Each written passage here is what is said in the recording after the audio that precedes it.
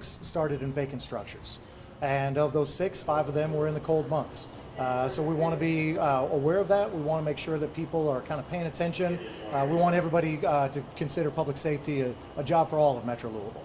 A lot of people watching this might think that this doesn't apply to them because they're not homeless, but if you see something, you can say something as well, even if it's a small fire. Absolutely. So if you happen to live near a vacant structure, you are far more likely to be in danger of a potential fire, because those fires in vacant structures, they oftentimes go unnoticed and they'll build to a larger potential, which can then impinge on the homes nearby. So you want to be paying attention to your neighborhood, you want to be paying attention to things going around. And yes, if you see a fire, if you see something dangerous, nuisance calls should be put to 311, but if you think there's criminal activity or life danger, call 911.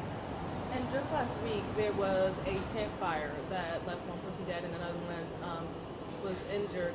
Do you know what caused that fire?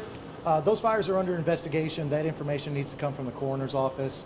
But anytime that people are dealing with candles, heating implements, anything that can start a fire, we need those. We've needed them since the Stone Age, but you have to be very cautious with them. So when someone is in an encampment, how can the public help in those situations when they're trying to stay warm during the cold weather? So the city has homeless services, and certainly if it's below 30 degrees, the white flag is put out at the shelters. But if you do see a fire that is looking like it's a life safety, absolutely call.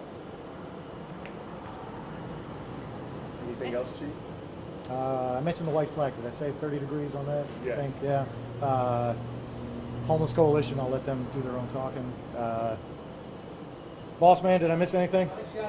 Yeah. And how many have you guys seen? Because according to the press release, you guys seen several fires and encampments. Do you know roughly how many so far? Well, it's rough to really get that number exact, but we have seen an uptick, and especially during the cold months. Like I said, people want to seek shelter, people want to stay warm, so it's always something that we're watching for. Anything else? Any takeaways that people should, The biggest takeaway is be safe, be cautious, and this is true for anyone. It doesn't matter if you're in your nice home and you're dealing with space heaters, you're dealing with candles, especially around the holiday season. People might overload a circuit. Be very, very careful with your electrical, with your space heaters, with your candles. Just be cautious. And how can someone in an encampment be more cautious? What are some things that they can do if they do want to stay warm, they want to light a fire? What can they do to make sure that fire doesn't spread? The biggest thing for someone that's experiencing that, please reach out to the Homeless Coalition. Please reach out to the city's RCS, places where they can get you help. There are vouchers for hotels, places where you can get warm.